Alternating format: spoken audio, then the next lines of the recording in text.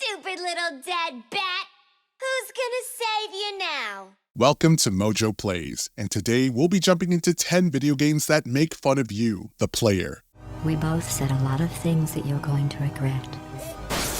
But I think we can put our differences behind us. Before we get started, we post new videos all week long, so be sure to subscribe to MojoPlays and ring that bell to be notified about our latest videos. Number 10. Deadpool.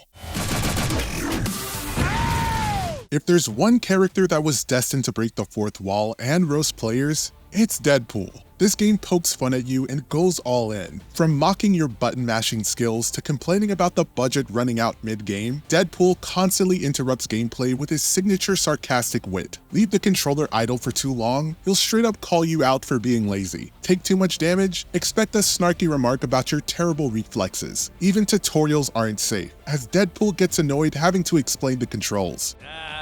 Does anybody remember how to play? It's less of a superhero game and more of an interactive roast session starring one of Marvel's most self-aware characters. And honestly, we wouldn't have it any other way. Could somebody get a microphone? Because this would be a perfect time to drop it! Number 9. South Park: The Stick of Truth. Is assembled.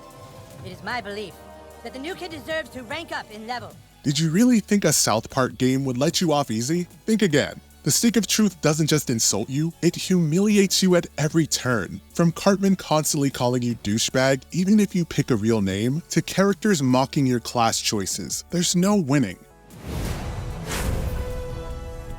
The game even calls out traditional RPG tropes, making you question every stat upgrade and tutorial segment. Pick an odd class, Cartman and the others will have plenty to say about that. Use a fart attack in battle, the characters act like it's the dumbest thing they've ever seen. By the time you reach the final boss, you've endured so much verbal abuse, you might just start believing it.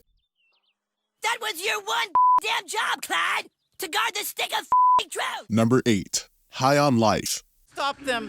You realize we're gonna have to take out the entire alien drug cartel. Squanch Games took meta humor to another level with High on Life, a game that refuses to take itself or you seriously. With talking guns that won't shut up, constant self-referential jokes, and NPCs that ridicule your every move, this game actively works to make you feel like an idiot. Hey, you can run, you know. I don't know if you knew that. Miss a shot, Kenny your pistol has something sarcastic to say. Try to break the game, an NPC will call you out for thinking you're smart. And if you take too long to complete an objective, don't worry, the game will straight up tell you how slow you are. High on Life makes sure you never feel like a badass, but it does make sure you laugh at your own expense. Number 7. Jurassic Park: The Lost World. Most games mock you with words, but The Lost World does it with pure, unfiltered humiliation. If you somehow manage to beat this brutally difficult game, you're treated to a special message by Jeff Goldblum himself. Instead of congratulating you, he sarcastically tells you, the game is over, you won, go outside. Now you know what you should do? Turn the thing off, for heaven's sakes, and go outside. You know, breathe the air, take a walk. It's the ultimate slap in the face after suffering through the game's relentless enemies, awful controls, and frustrating platforming. If you somehow expected a satisfying ending for all your hard work, well, joke's on you. Jeff Goldblum and The Lost World just trolled an entire generation of gamers before trolling was even a thing. Hello, hello. Okay, I go.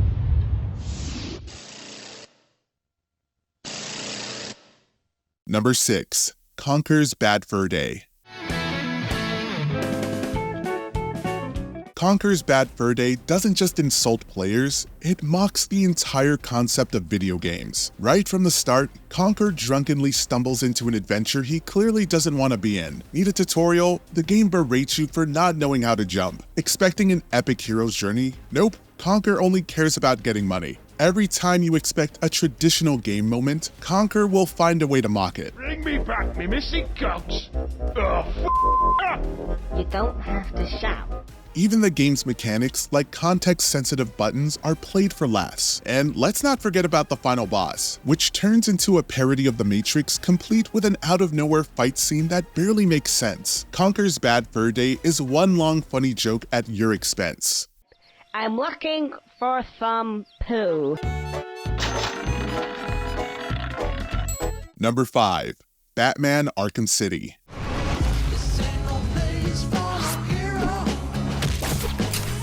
You may be the Dark Knight, but Arkham City tries to make you feel otherwise every chance it gets. If you die, Joker, Harley, and other villains will show up to mock you, delivering insults that range from darkly hilarious to downright cruel. The game even calls out how bad you are at being Batman, with Joker commenting that he expected more from Gotham's protector. Figured you'd have a little more fight in you. Guess I figured wrong. If you fail a stealth section, enemies will taunt you about how easy it is to catch you. Even the Riddler gets in on the fun, constantly belittling you for not solving his puzzles fast enough. It's one thing to fail in a video game, but it's another thing entirely to be ridiculed for it by Gotham's most notorious criminals. I knew it. You're nothing but a lightweight loser. Number 4. Getting over it with Bennett Foddy. It means a lot to me that you've come this far, endured this much. Every wisecrack, every insensitivity, every setback you've forgiven me is a kingly gift that you've given me. No game actively hates you quite like Getting Over It. Every mistake, every fall, every single moment of progress lost is met with philosophical musings by Bennett Foddy himself. Instead of words of encouragement, he'll give you quotes about failure, struggle, and the fleeting nature of success. And the worst part, he knows you're suffering. He even apologizes for your failures, but it never feels sincere. There's no feeling more intense than starting over. Fall all the way back down to the bottom and you'll be treated to a calm, soothing voice explaining why setbacks are part of life, all while you contemplate breaking your keyboard. The game is one big lesson in patience, but let's be real, most players just leave feeling personally attacked. Number 3. Undertale. Toby Fox designed Undertale to punish players who think they're playing a normal RPG. If you go on a killing spree in the genocide route, the game doesn't just acknowledge your cruelty, it actively shames you for it. Sans in particular is a brutal reminder that actions have consequences, with a boss fight designed to make your life miserable.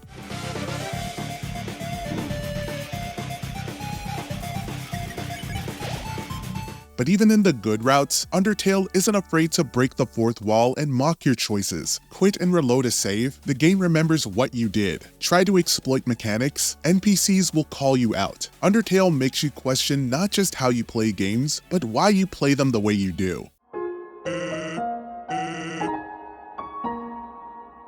Number 2. Portal 2. Oh, it's you. You know her? It's been a long time. GLaDOS has perfected the art of passive-aggressive insults, and in Portal 2, she takes it to another level. From the moment you wake up, she's already making fun of your intelligence, or lack thereof. Solve a puzzle too slowly, she'll sarcastically congratulate you for finally figuring it out. Make a mistake, she'll remind you how easy it should have been. And let's not forget Wheatley, whose incompetence manages to make you look bad just by association. I did this. Tiny little Wheatley did this. Portal 2 at the end of the day is a game about solving puzzles and enduring hours of thinly veiled insults disguised as helpful commentary. It's one of the few games where you'll finish feeling accomplished, but also strangely embarrassed. Oh good. My slow clap processor made it into this thing. So we have that. Number 1. The Stanley Parable Ultra Deluxe. Telling him what buttons to push, how long to push them, and in what order. No game is more committed to humiliating its players than the Stanley Parable Ultra Deluxe. The narrator isn't just a voice guiding you through the game, he's your worst enemy, constantly making fun of your choices. Try to disobey him, and he'll mock you for thinking you're clever. Follow his orders, he'll ridicule you for being too obedient. There's even an entire segment dedicated to shaming you for playing the original Stanley Parable instead of doing something productive. No, this isn't right at all. You're not supposed to be here yet. This is all a spoiler. Quick, Stanley, close your eyes. And if you thought Ultra Deluxe would be any different, the game literally gives you an achievement for pressing a button labeled jump 400 times. This game is truly an existential crisis with a laugh track. More balls! Were there any games that you feel poked fun at you a bit too much? Let us know in the comments. Peter, it's Deadpool. What the hell is High Moon doing to my game? Be sure to check out these other fun clips from MojoPlays, and if you enjoy our content, leave us a like, comment on the video, subscribe to the channel, and we'll see you next time.